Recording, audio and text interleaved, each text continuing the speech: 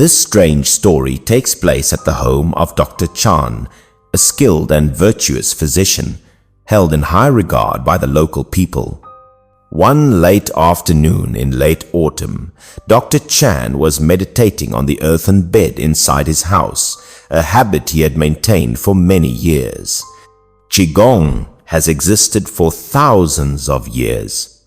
For some reason, in recent years, it has come to be regarded as mere trickery, but the kind Dr. Chan practiced couldn't be compared to the charlatanism found on the streets. That day, as Dr. Chan was channeling energy throughout his body, he suddenly heard rapid knocking at the door, interspersed with a strange scratching sound, as if someone wasn't just knocking but also clawing at the door panel. Dr. Chan immediately got off the bed and quickly went to open the door, fearing someone was urgently ill and he might delay in attending to them. However, when the door swung open, Dr. Chan froze in surprise. There was absolutely no one outside. Not only at the door, but the entire courtyard was empty. Then who was knocking just now? Dr. Chan asked himself.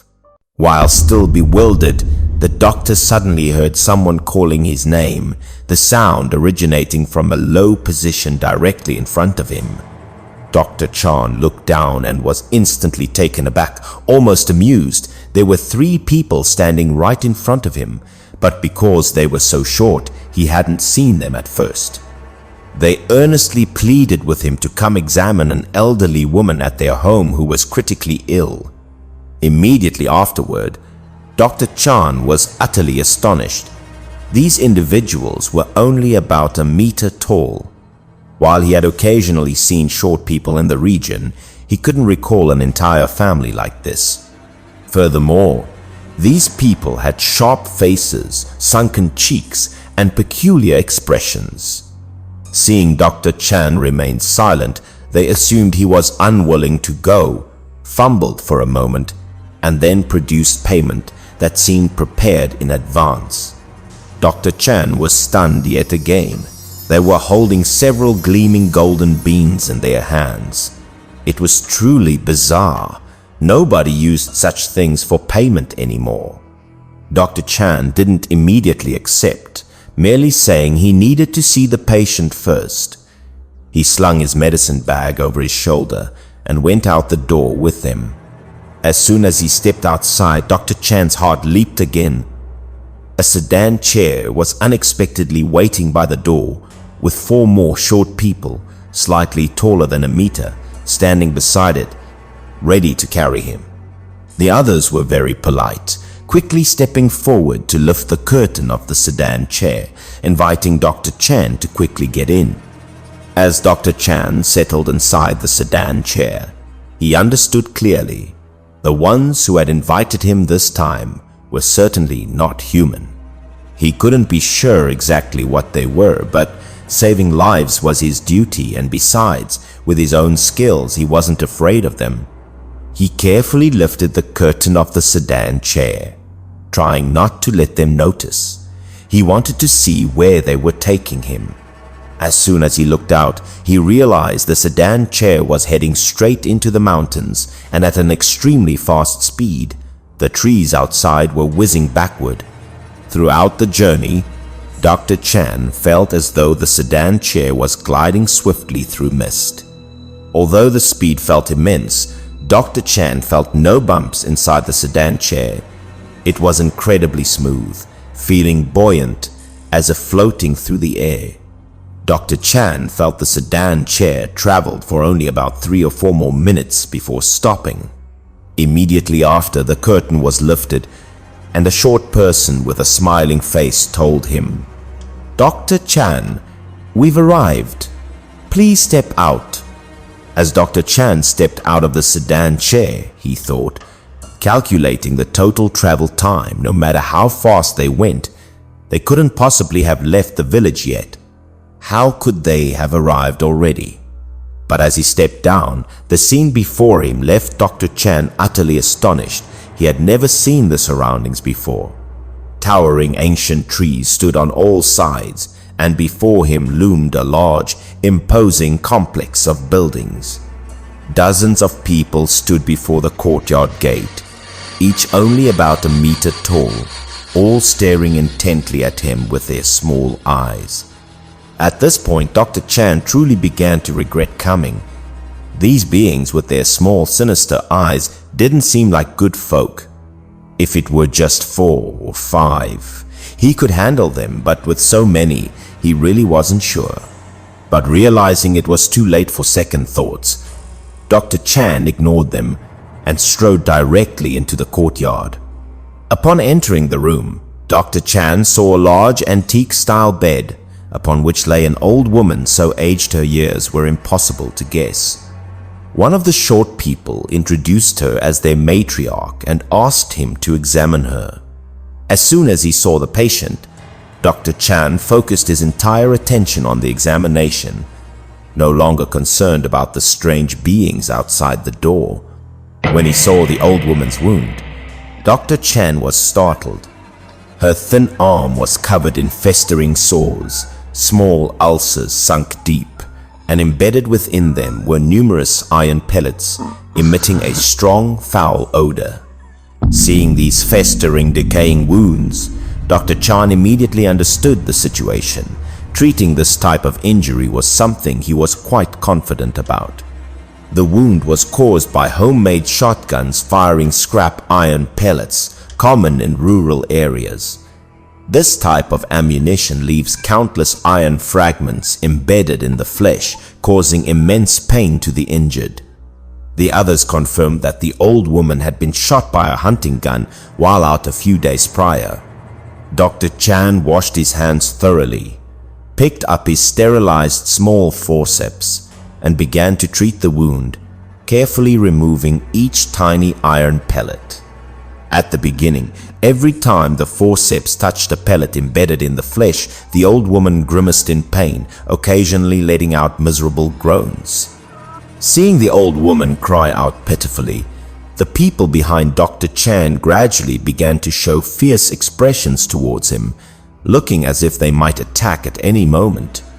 Dr. Chan gritted his teeth, ignoring them patiently and carefully removing all the scrap iron, cutting away the necrotic tissue, applying medicine, and then bandaging the wound for the old woman.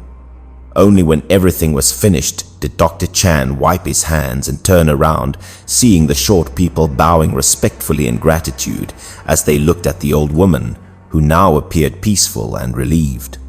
They then invited Dr. Chan back into the sedan chair. Again, he experienced the sensation of floating swiftly through the misty night as they transported him back. Returning home that night, Dr. Chan encountered nothing unusual, but the next morning he woke very early, much earlier than usual. He woke up early with a specific purpose: to find out who exactly those people from last night were. It turned out that the previous night, while sitting in the sedan chair, Dr. Chan hadn't been idle. He had brought some dried wolfberries in his pocket. Along the way, at intervals, he had secretly dropped a wolfberry to mark the path. Fearing early birds might eat the markers, Dr. Chan woke extremely early and followed the trail of wolfberries up the mountain. But the further he walked, the stranger Dr. Chan felt. Last night's sedan chair ride took only about 3 or 4 minutes, but this morning he had been walking for over half an hour and still hadn't arrived. Mentally calculating, he estimated he had walked at least 7 or 8 kilometers along the mountain path, yet there was still no sign of any large compound. Only after walking another 2 or 3 kilometers, passing through a forest, did Dr. Chan reach a clearing. And here, the wolfberry trail disappeared. It was then Dr. Chan realized he had arrived beside an unremarkable deserted tomb. He didn't know whose it was. It looked very old, and the tombstone was broken beyond recognition. Just then, Dr. Chan saw a small hole at the side of the deserted tomb, and from that hole emerged a fox. Dr. Chan immediately hid in the bushes. Within moments, many large foxes emerged one after another from the deserted tomb. Among them was an old fox with somewhat faded silver fur. Notably, its front paw was bandaged with medical gauze, and the bandaging style was clearly Dr. Chan's own work. At this point, he completely understood. It turned out that the family who sought his medical help the night before was this family of foxes, and the place he had visited was their den. Dr. Chan didn't dwell much on this matter. He continued his daily routine, traveling between villages to treat people. However, from that day on, dead wild chickens and rabbits frequently appeared at his doorstep.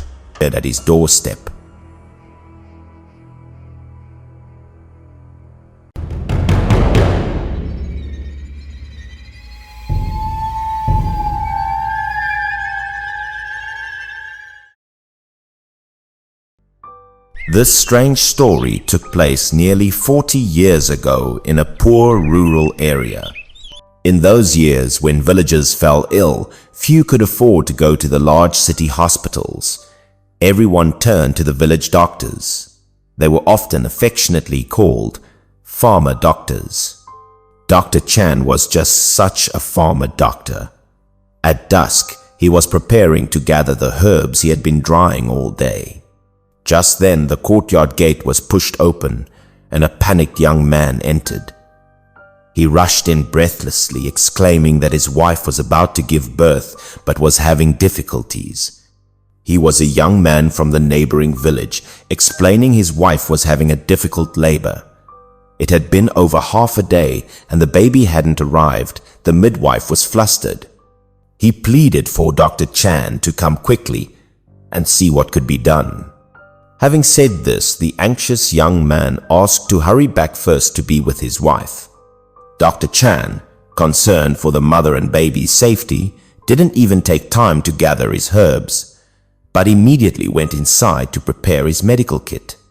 Just as the young man ran out the front door, Dr. Chan had already slung the medical kit onto his back and immediately set off at a brisk pace towards the neighboring village.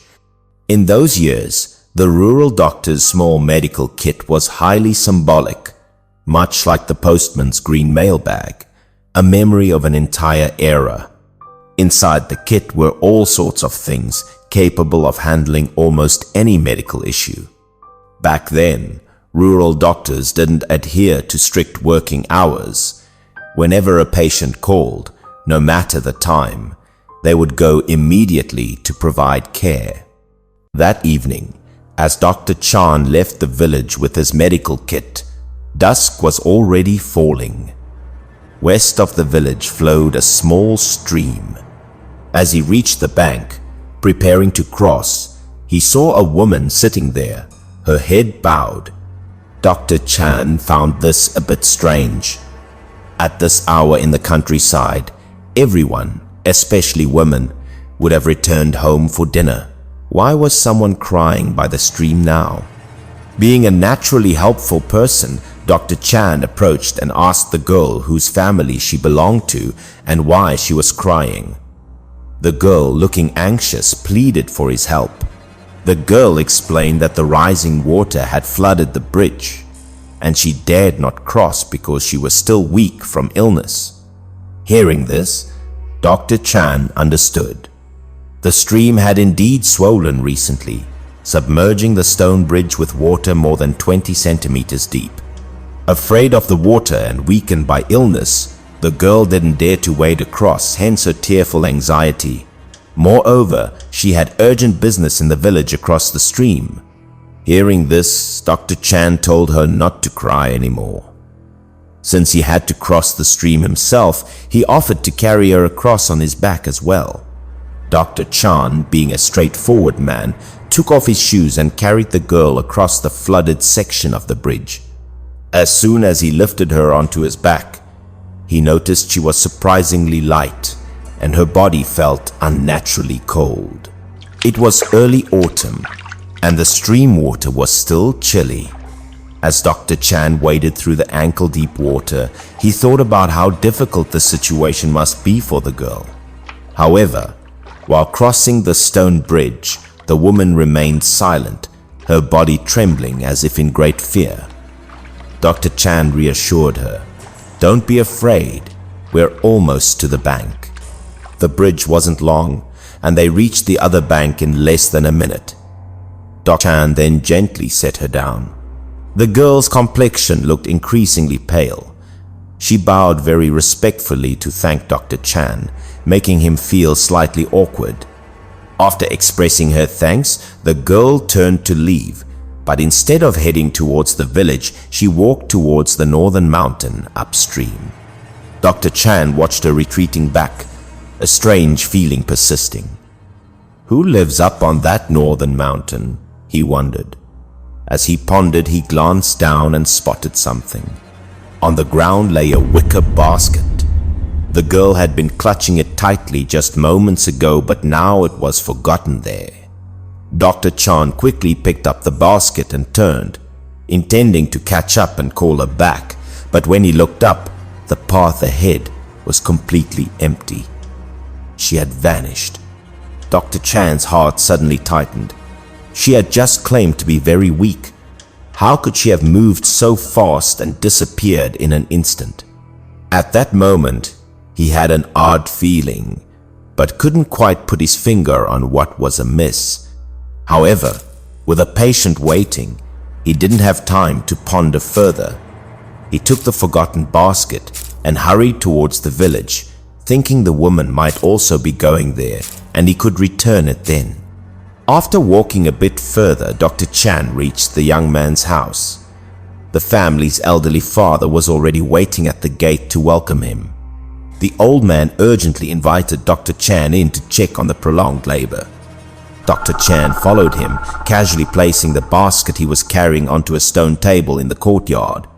Traditionally, in the countryside at that time, childbirth was handled solely by midwives, and men like Dr. Chan typically wouldn't get involved. But this was an emergency, leaving no alternative. The old man anxiously urged the doctor to take a look. Following custom, Dr. Chan brushed the dust off himself outside before following the old man into the house. Inside, Dr. Chan saw the wife lying on the earthen bed, while a midwife worked, sweating heavily. The baby had yet to be born. Family members prayed incessantly, and the midwife's brow was beaded with sweat as the baby's head still hadn't crowned. The mother was now very weak, her face deathly pale and colorless. Family members gave her some water and encouraged her to push a little more. The midwife anxiously stated that if the baby didn't arrive soon, both mother and child could be in critical danger. Assessing the situation, Dr. Chan immediately administered a saline 4 drip to the mother and prepared to help the midwife with the delivery. Just at that moment, fierce barking erupted outside, though it wasn't clear whose dog it was. In the midst of the tension, the loud barking was bothersome, so the elderly woman asked the old man to go shoo the dog away. The old man went outside to scold and chase the dog away. Meanwhile, Dr. Chan glanced out the window into the courtyard and noticed something unusual about the dog's barking. The large dog was staring fixedly at the basket Dr. Chan had left on the stone table, barking incessantly and frantically. Seeing the dog's persistent barking, a strange thought suddenly occurred to Dr. Chan. He momentarily set aside the difficult delivery, rushing out into the courtyard like an arrow, surprising everyone inside. In the courtyard, the large dog continued its frantic barking, ignoring the old man's scolding. Moreover, the dog kept its intense gaze fixed on the basket, as if sensing something dangerous within. Dr. Chan was starting to understand. He ran the few steps to the stone table, his hand slightly trembling as he reached out to grasp the basket. The basket looked ordinary, covered by a blue cloth. Dr. Chan carefully and slowly lifted the fabric. Sure enough, just as he suspected, inside the basket lay the body of a deceased infant. The infant had clearly died soon after birth. Its skin was still wrinkled and purplish, likely deceased for less than 2 days. His suspicion confirmed, Dr. Chan fully understood the situation. He reached down and lifted the basket. The very moment the basket lifted off the stone table, Dr. Chan suddenly heard a baby's loud cry resounding from inside the house. Then the midwife's joyful exclamations came from the house, congratulating the family on the safe arrival of the baby boy, mother and child both doing well. Dr. Chan now completely understood. The woman likely wasn't human, but the spirit of a mother who died in childbirth. Folklore held that ghosts couldn't cross running water, and the child needed reincarnation. The mother didn't want to delay her child passage. He had helped both mother and child cross the stream. Perhaps the mother, knowing he was headed to this house, had left the infant for him. Unwittingly, he had placed the basket on the stone table, and folk belief held that such stones could suppress spirits, preventing the infant's soul from moving on. His work at the house was finally complete, but the infant's body still needed proper handling. That night, Dr. Chan took the basket to the home of a spirit medium.